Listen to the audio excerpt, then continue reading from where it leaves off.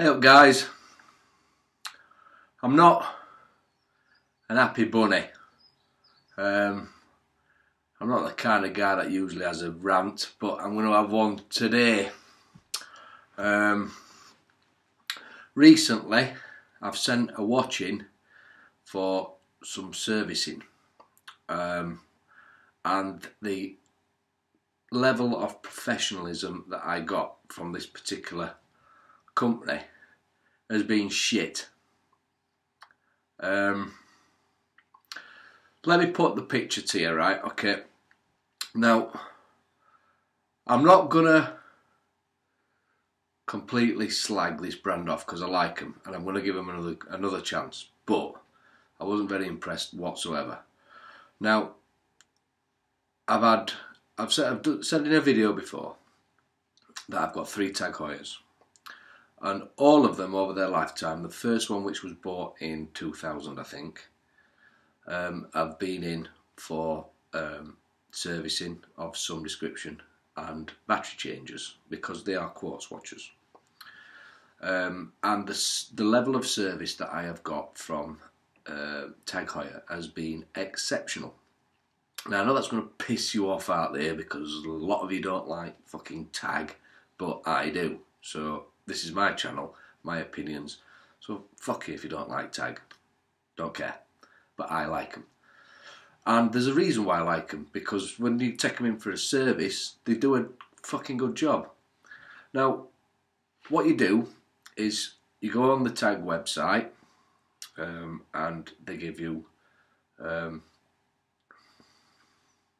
telephone number and email addresses of service centres that are near you. So I'm up north, so my nearest one's in Manchester.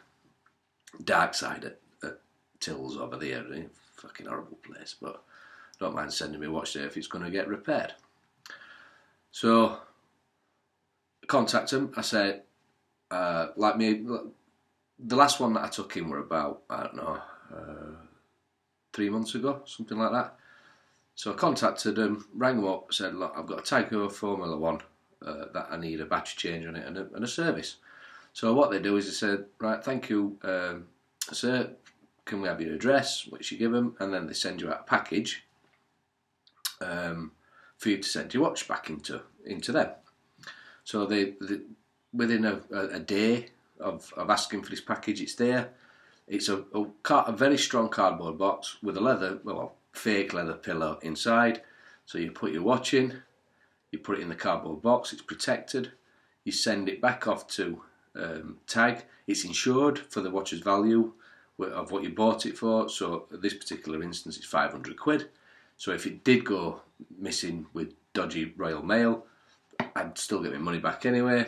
They get the watch, they look after it, they service it, they give you a ring to start. They give a telephone call and say, look, this is what's wrong with the watch, this is what it's going to cost you, do you want to go ahead? Of course I say yes, because what's the point of having a nice watch if you're not going to have it working? So they repair the watch, change the battery, do whatever it needs to be done, change the crown, send it back to you in perfect working order. Job done, you pay your money. It's a great service. Now, 14-15 months ago, I bought a Bell & Ross 39mm BRS S, I think it's called, and about 10 weeks ago now, I took it out of the safe because all my watches live in a safe. I took it out of the safe and it wasn't working, so I thought, all right, well, okay, and again, it's a quartz watch. So I thought, all right, well, okay, it's a bit knocked that I've only had it for 14 months and battery's gone, but so be it. It's just life, isn't it? So it's obviously been sat on the shelf for some time and the battery's worn out. So yet again, went to Bell & Ross's website, and at the bottom it gives a little service centre, and there's only one, and that's in Kent. So I thought, well, I'll just go through the process and I'll email Bell & Ross and ask them what to do. Now I've got a fair idea because I've done it before with Tag. Bell & Ross completely fucking ignored my email. So I actually rang the place up in Kent itself, and the bloke, no, sorry, not rang. I emailed the service centre in Kent, and I got a reply of, yeah, don't worry, it'll be a battery change. Just post it to me, and it'll cost you £75. Now, I paid 1,500 quid for this watch, and I ain't just shoving it in a fucking jiffy bag and posting it down south. I'm not doing. That's not how it's done. So I had a bit of a think about this, and I thought, no, that's just not right. That. So I took it back to where I bought it from, which is a very reputable jewellers in the UK, and I went and explained that I wasn't very happy with one, Bell and Ross completely ignoring me, and two, their service centre just saying fucking post it to me. It just didn't seem right. So the jewellers completely agreed. They said, look, can we deal with this? They took the watch off me. They took the serial number card, the ID card and everything. They said, look, your watch, mate, is still under warranty. We'll send it off. We'll explain that it's still under warranty, because it may not be the battery, it may be something, that's wrong with the watch. And it's warranty work, so you'd get it done, it won't cost anything. So I went, right, okay, well that's a lot better than what I've had out of Bell and Ross so far. So that's what they did. They took the watch off me. I took photographs of it so that I knew what state it was in when it was took off me, which was mint. So I know that if it comes back and it's got any damages on it. So that's what I did. I took the photographs. And then they said it could take up to 6 to 8 weeks to get analysed, get sorted, and then get back to me.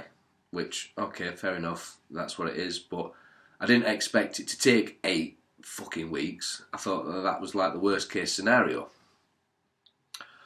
But yeah, it did. It took 8 fucking weeks. And it was only last weekend that I rang up the jewellers and said, look, where's my watch? I've not heard anything. Nobody's said anything to me. Nobody said, yeah, it's a battery change. Nobody said, yeah, it's got a fault on it. They've just took it and it's been gone. And so where is it? Well, the jewellers then said, oh, I'm really, really sorry. It came back yesterday. Okay, likely fucking story, like, but there we go. It came back yesterday, and it's here ready to collect. And I went, okay. And I said, well, was it warranty work or was it battery? And they went, well, it's got a note on here to say that there's no charge. So I went, oh, okay then, all's well that ends well.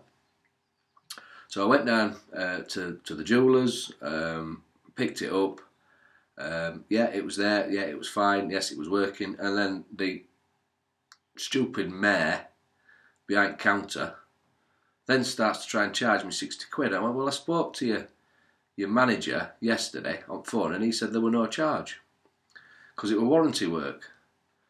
So off she trotted, went and got the manager out. He came out, said, oh, hello, blah, blah, blah. Yes, there's no charge, you can take the watch. And I went, oh, well, okay, then fair enough. It's just saved me 60 quid. And off I went. And he also said that it's guaranteed for 12 months. So if it fucks up again within 12 months, I can take it back and it gets repaired for now. But the point is that the level of professionalism from Bell and Ross all the way through was just crap. It was fucking crap. And it's not like the first time I've done this. I've had 3 tags and all 3 have been in for a service. And all right, costs money. It costs money, but it's money I'm willing to pay to get them in working order and tip-top condition. But there's a lot of people out there that fucking knock tag. And fair enough, you're allowed to your opinions, but for me, the service is top-notch. And like I say, I like Bell and Ross watches. I love the one that I've got. I'm debating whether I'm going to put another one in my collection. The 40, I think the 42 mil, I think, something like that. The bigger version. I like them. They're original. They're not homage, as a lot of people are moaning about, and I probably will give them give them another go. But they've got to sort their act out. It's just not good enough. I mean, this little community that we've got here, you know, they can make or break a brand. You look at Steinhardt, look how much they're probably loving how much attention they're getting because people are talking about it. So that means people go out and spend the money on a Steinhardt. Squarely as well, to a certain extent. I don't see a lot of people talking about Bell and Ross. That's up to them. I like that. I like the watchers, but they've got to up the game because I can quite easily start slagging them off, and they won't even have a chance at Margate because shit fucking sticks. You've got to up your game. I like your watchers. You've got some very good unique styles, but sort your servicing out because it's just fucking non-existent. So yeah, not being very happy, having a bit of a rant. Riding the wrist. Amiga.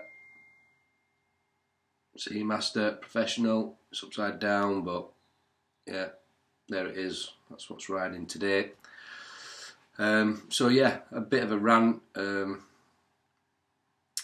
What can you do? Just they've got to up the game, and that's it really. So sun's out now, so I'm going to have a few beers in garden. Enjoy your weekend, people. Ta-ta.